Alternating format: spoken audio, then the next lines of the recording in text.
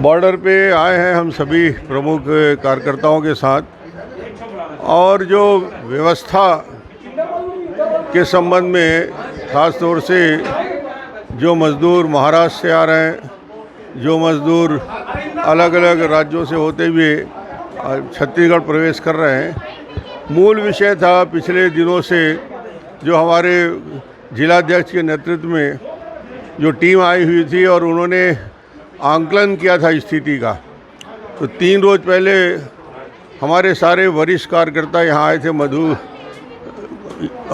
के साथ पूरी टीम आई थी। उन्होंने देखा था कि ट्रकों में ठूस ठूस कर भेजा जा रहा है, कोई व्यवस्था नाम की चीज़ नहीं है। और उन्होंने इस बात की मांग को हम लोगों से चर्चा किया था। हम लोगों ने भी प्रेस के माध्यम से इस बात की जानकारी देने का प्रयास किया था। मुख्यमंत्री से सीधे संवाद करने की कोशिश की थी प्रेस के माध्यम से कि क्या हमारे छत्तीसगढ़ में जो लोग आ रहे हैं उनके साथ यही व्यवहार होगा, उनको ट्रकों में बिना जांच किए भेड़ बकरी की तरह लाद के यहाँ से रवाना कर दिया जाएगा, पानी की व्यवस्था नहीं, भोजन की व्यवस्था नहीं। तो ये 3 रोज़ पहले हमारे सारी टीम ने आकर इस बात को देखा, ऑब्ज़र्व किया और उसके बाद मैंने भी तय किया था परसों आने का और आज मैं आया हूँ। इसी बात को आज इन्होंने हम लोगों के आने की वजह से कुछ परिवर्तन किया है, कम से कम बस की व्यवस्था की है, बहुत अच्छी बात है। मगर यहाँ के मैंने व्यवस्था में देखा कि गुरुद्वारा समिति के लोग काफ़ी समय से लगातार जो हमारे लोग आ रहे हैं और यहाँ के पंचायत मिलके अच्छा काम कर रहे हैं। राजनांदगांव के नागरिक भी काफ़ी, जितने भी मज़दूर आ रहे हैं उनके लिए भोजन की व्यवस्था कर रहे हैं। प्रशासन भी लगा हुआ है। मुझे लगता है कि 2-3 चीज़ की ज़रूरत है। इन सबको कम से कम एक बार थर्मल टेस्ट तो होना चाहिए। यदि बड़ी जांच नहीं हो सकती, स्वाब में नहीं हो सकता, रैपिड किट इनके पास उपलब्ध नहीं है, ताकि ये तो चिन्हांकित हो जाए कि कोई मरीज़ इन्फेक्टेड नहीं है।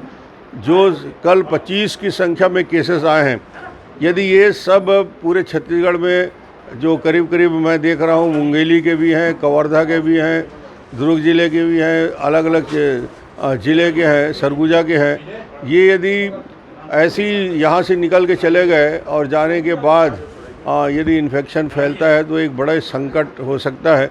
इसलिए प्राइमरी कम से कम थर्मल टेस्ट हो जाना चाहिए और बाद में इनको उनके डेस्टिनेशन में क्वारंटाइन के लिए 14 दिन रखा जाना चाहिए। हम लोग आए हैं तो ये कोई सरकार की आलोचना करना हमारा उद्देश्य नहीं है। सवाल ये है कि जो सुझाव हो सकता है पॉजिटिव वो भी देंगे और भारतीय जनता पार्टी इनके लिए और क्या कर सकती है। आज कोई हम 1000 पैकेट लेके आए थे, वो व्यवस्था विषय नहीं है कि बिस्किट दे दिए, चना दे दिए, गुड़ दे दिए, मुर्रा दे दिए या चरण पादुका दे दिए।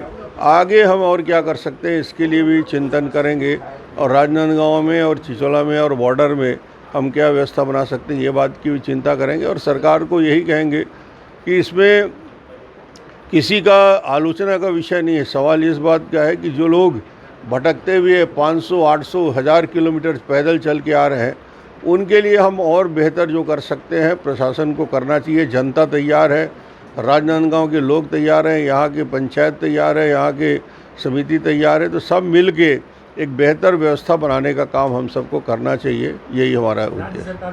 मैं बोलता हूँ अभी तक ट्रेन के लिए परसों की बात थी जब पीयूष गोयल ने कहा था कि मेरे पास एप्लीकेशन पेंडिंग नहीं है। संडे को पैसा जमा हो रहा है, इसका मतलब है अभी तक इनको होश नहीं आया था। 100 ट्रेन एडवांस में पैसा जमा कर देते, धीरे धीरे ट्रेन आता रहता। 6 लाख रुपया लगता है ट्रेन का, कौन सा इतने तूफान आ जाता। अब ये 40 ट्रेन के लिए डिमांड कर रहे हैं। पीयूष गोयल ने परसों टेलीविज़न में चैलेंज के साथ कहा था, मैं चुनौती देकर कहता हूँ कि मेरे पास एक भी आवेदन पेंडिंग नहीं है। कल ये एप्लीकेशन दे रहे हैं, आज एप्लीकेशन दे रहे हैं, ठीक है अभी दें तो कम से कम 1.5 लाख मज़दूरों के लिए कार्य योजना बनाएं, हमको बताएं, विपक्ष को बताएं, मीडिया को बताएं कि हम इतने ट्रेन, इतनी बस, इतनी व्यवस्था, इतने प्रदेश, 20 प्रदेशों में क्या क्या। जम्मू कश्मीर से मैंने बात कर लिया, वहाँ के चीफ सेक्रेटरी से, जम्मू कश्मीर में बात कर लिया प्रशासन से, यहाँ के लोगों से। 3 ट्रेन की व्यवस्था हो रही है। मैं जानता हूँ कि बिना सरकार के मदद के नहीं हो सकता। सरकार की मदद हम लेना ही चाहते हैं क्योंकि उनको ये जवाबदारी दी है जनता ने कि आप इनको सही तरीके से करें। मगर जहाँ कमियां हैं उसको इशारा करने से भी विपक्ष नहीं चूकेगा। जो मज़दूर है, गरीब है, जो आज पीड़ित है, उनकी पीड़ा, उनकी तकलीफ़, उनकी वेदना व्यक्त करने का अधिकार हमको है और इसको हम करते रहेंगे। इनकी बात को लगातार उठाते रहेंगे कि जहाँ कमी है और उस कमी को दूर करने का हम भी जो प्रयास कर सकते हैं करेंगे। ये सबसे पहली बात तो ये है कि बाघ नदी का बॉर्डर छत्तीसगढ़ का प्रवेश द्वार है और इस बॉर्डर से सिर्फ छत्तीसगढ़ प्रदेश के मज़दूर नहीं आ रहे हैं, बल्कि अन्य प्रदेशों में जो महाराष्ट्र से, जो मुंबई से, नागपुर से और देश के अन्य हिस्सों से जो लोग आ रहे हैं, भारी संख्या में, हज़ारों की संख्या में लोग यहाँ आ रहे थे।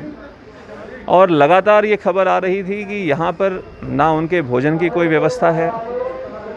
मज़दूरों को लगातार पिछले 20 दिन से, 25 दिन से, 30 दिन से ट्रकों में बैठाकर जो गाड़ियाँ जिस हालत में मिलती थीं, मज़दूरों को उनके हालत में छोड़ दिया जाता था और वो चाहे पैदल जाएं, चाहे गाड़ी में जाएं। पिछले कुछ हफ्तों से भारतीय जनता पार्टी के कार्यकर्ताओं ने और वरिष्ठ लोगों ने पहले आकर बाघ नदी की अव्यवस्था का जायज़ा लिया। राजनांदगांव ज़िले की मीडिया ने और प्रदेश की मीडिया ने उस विषय को बड़ी गंभीरता के साथ प्रदेश के सामने उठाया और उसके बाद आदरणीय हमारे पूर्व मुख्यमंत्री डॉक्टर रमन सिंह जी का यहाँ आगमन पिछले संडे को होना था, जो लॉकडाउन और कर्फ्यू के दृष्टिकोण से 2 दिन बाद हुआ। मुझे इस बात का तो आश्चर्य भी है और संतोष भी है कि डॉक्टर रमन सिंह जी के आने की खबर से ही यहाँ की व्यवस्था में 2 दिन में सुधार हुआ है। लेकिन मैं उम्मीद ये करता हूँ कि ये सुधार 2 दिन के लिए ही ना रह जाए, बल्कि यहाँ से निकलने वाले हर व्यक्ति को इस बात का एहसास होना चाहिए कि राजनांदगांव ज़िले और छत्तीसगढ़ में प्रवेश करने के बाद, चाहे वो आम मज़दूर हो, चाहे वो परिवार के साथ आ रहे लोग हों, चाहे स्वयं की व्यवस्था से आने वाले लोग हों, हर व्यक्ति को पूरी सुरक्षा के साथ, पूरी जिम्मेदारी के साथ, सोशल डिस्टेंसिंग मेंटेन करते हुए उनके खाने पीने का ख्याल रखा जाएगा। उनको पूरी जिम्मेदारी के साथ क्वारंटीन सेंटर भेजा जाएगा और जो दूसरे राज्य में जाने वाले मज़दूर हैं, उनको बसों में बैठाकर सम्मान के साथ और उनकी सुरक्षा की और खाने की चिंता करते हुए, खाने पीने की चिंता करते हुए अन्य राज्यों के बॉर्डर तक भेजा जाएगा, जहां से जिस राज्य के वो मज़दूर हैं, उस राज्य की व्यवस्था का लाभ उठाकर अपने राज्य में अपने क्वारंटीन सेंटर में जा सकेंगे। मैं धन्यवाद देता हूं जितने भी समाज सेवी संगठन जो लगातार बाघ नदी में ऐसे मज़दूरों को भोजन, उनके पानी की व्यवस्था, उनकी दवाई की व्यवस्था में जुटे हुए थे। विशेष रूप से गुरुद्वारा समिति और गांव के हमारे सभी वरिष्ठ लोग जो प्रशासन की व्यवस्था ना होने के समय भी पूरी मेहनत के साथ इस व्यवस्था में जुटे थे, उन सभी का मैं अपनी ओर से धन्यवाद देता हूं। धन्यवाद। For more information, log on to www.clips.in.